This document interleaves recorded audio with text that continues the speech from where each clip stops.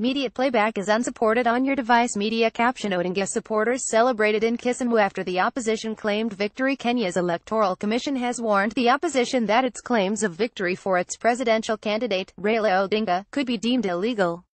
The opposition has published its own figures, putting Mr. Odinga ahead of incumbent President Uhuru Kenyatta.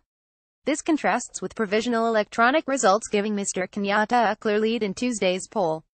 Electoral Commission Chairman Wafula Chebukati told the BBC it was the only body legally allowed to count votes. He accused the opposition coalition of basic mathematical errors. International observers have described the election as free and fair. However, many fear a repeat of the violence after the disputed election 10 years ago when more than 1,100 Kenyans died and 600,000 were displaced.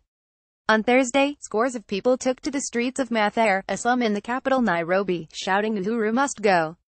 Mr. Chebukati said that the documents containing the real results were still being sent from constituencies to their national tallying center.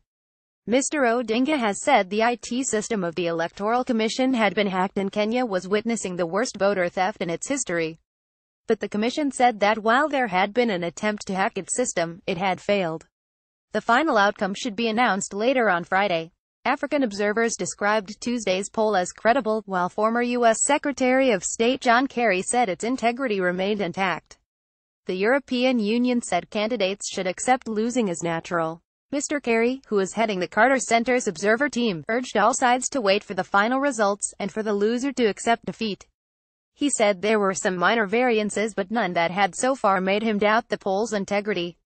The bottom line was that the Electoral Commission had in place a transparent process of voting, counting, reporting and securing the vote, Mr. Kerry added at a press conference in Nairobi.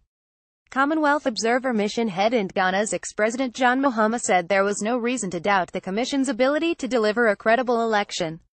Raw polling data published on the IEBC's website says that with almost all of results in, Mr. Kenyatta, who is seeking a second term, is leading with about 54.3% to Mr. Odinga's 44.8% share of the vote. These suggest Mr. Kenyatta is heading for a first-round victory.